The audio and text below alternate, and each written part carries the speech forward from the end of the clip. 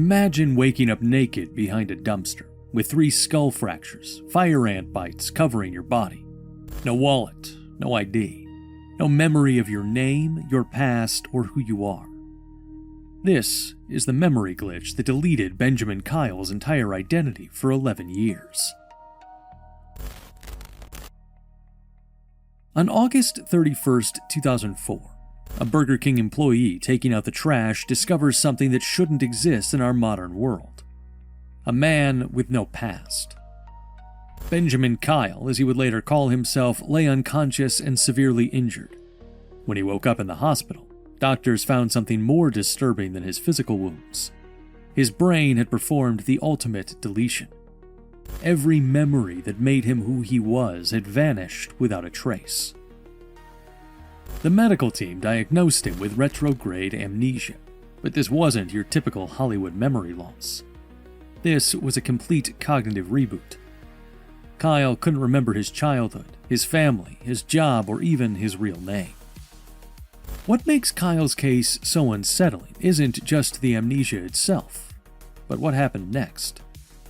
For over a decade, nobody claimed him. No missing person reports matched his description. The FBI ran his fingerprints through every database they had. Nothing. It was as if Benjamin Kyle had materialized from thin air, carrying only the broken remnants of a life that might never have existed. This isn't just a story about one man's tragedy. It's a window into one of the most terrifying glitches in human consciousness: the complete erasure of identity. And to understand how this memory glitch works, we need to look at what identity actually is in your brain. Your brain isn't a computer hard drive where memories are stored in neat little files.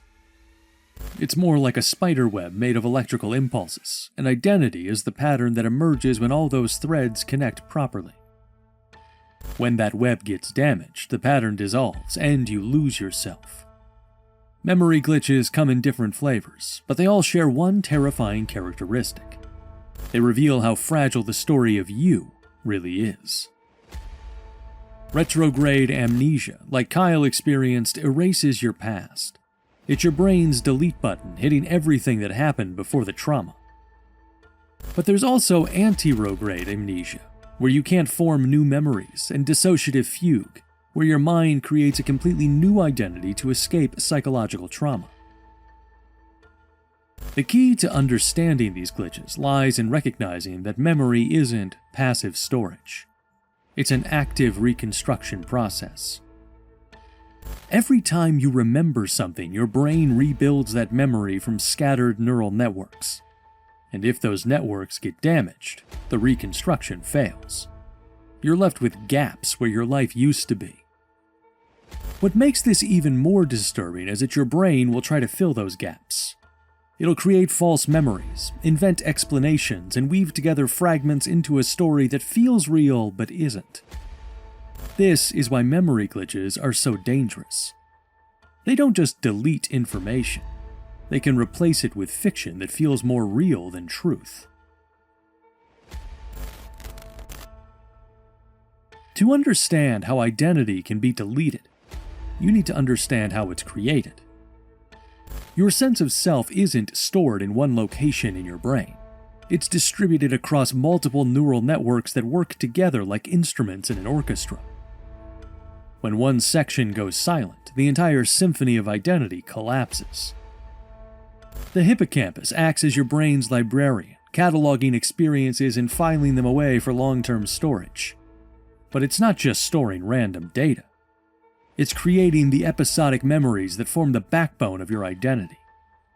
Every birthday party, every heartbreak, every moment of triumph or failure gets processed here and becomes part of your personal story. The prefrontal cortex serves as your brain's narrator, taking all those stored experiences and weaving them into a coherent sense of self. It's constantly asking, who am I? What do I believe? How do I fit into the world? This region doesn't just store memories. It creates the feeling of continuity that makes you feel like the same person who went to sleep last night and woke up this morning. The amygdala adds emotional weight to your memories, determining which experiences define you and which ones fade into the background. It's why you remember your first kiss more vividly than what you had for lunch 3 weeks ago.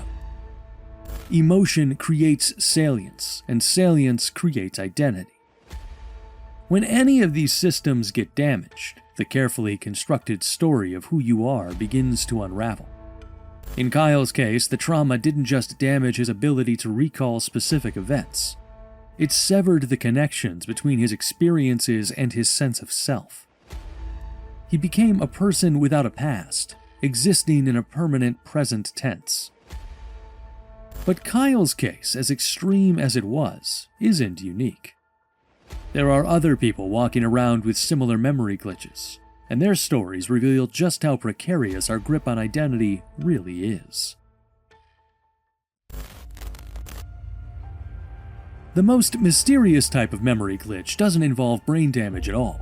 It's called dissociative fugue, and it's what happened to a man named Ansel Bourne in 1887. His case was so unusual that it inspired the name for the Jason Bourne character, but the real story is far stranger than any Hollywood thriller.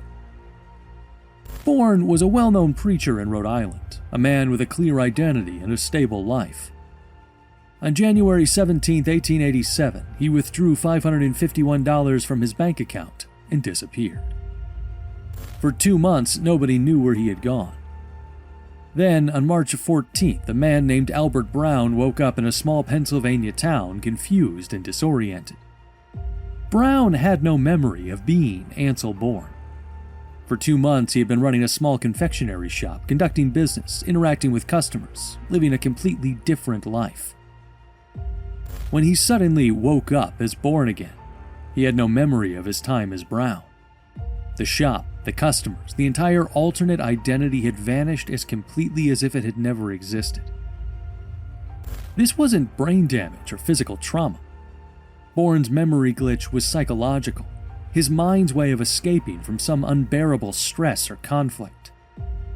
His brain had created a new identity, complete with different personality traits, different memories, and different ways of interacting with the world.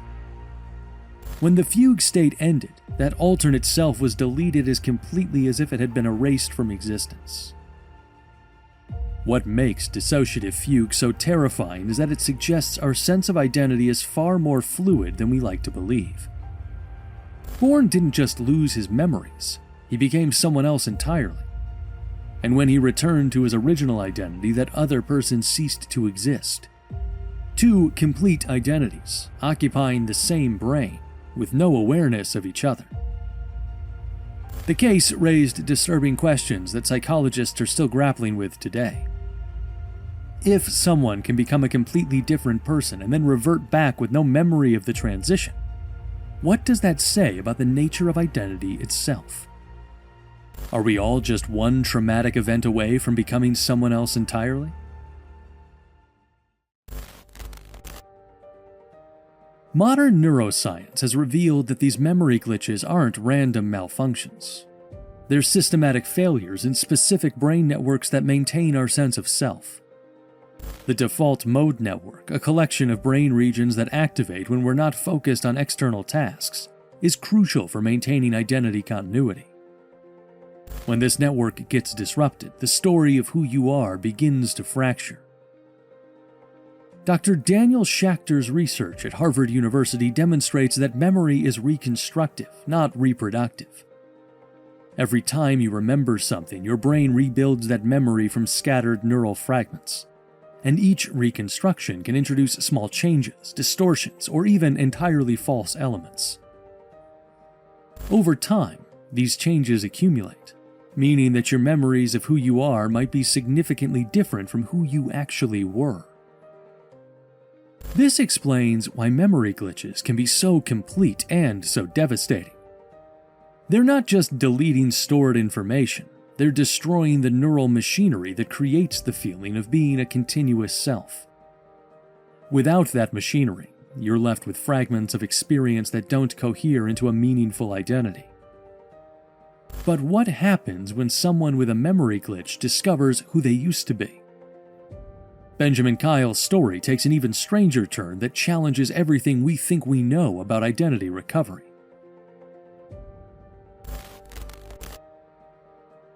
In 2015, 11 years after waking up behind that Burger King, Benjamin Kyle finally learned his real identity.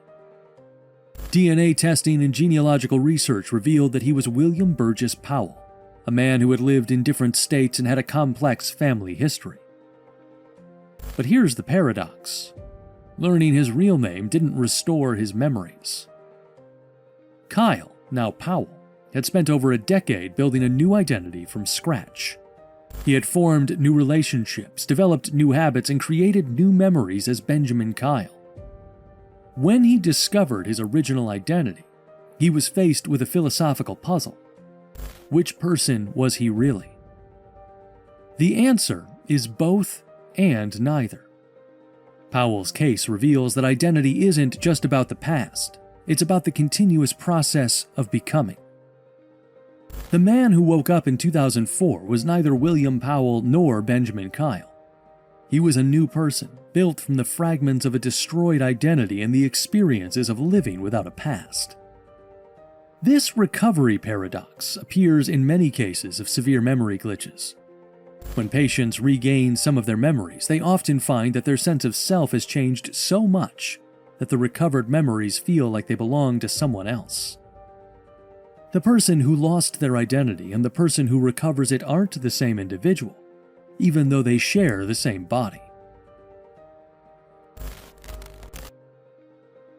Perhaps the most disturbing aspect of these memory glitches is what they reveal about the nature of consciousness itself. If identity can be deleted, corrupted, or completely rewritten, what does that say about the continuity of self?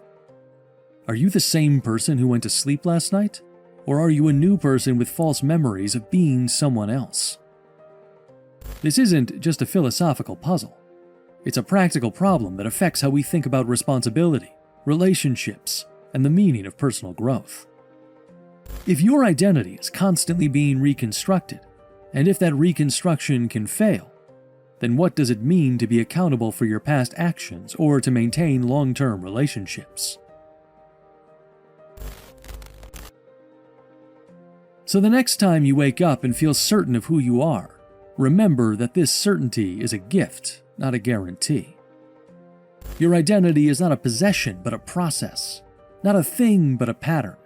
Not a destination, but a journey that continues as long as consciousness remains. If you found this exploration of human glitches as fascinating as we did, subscribe to Human Glitch for more deep dives into the strange malfunctions of the human mind and body. Because understanding our glitches is the first step toward understanding ourselves.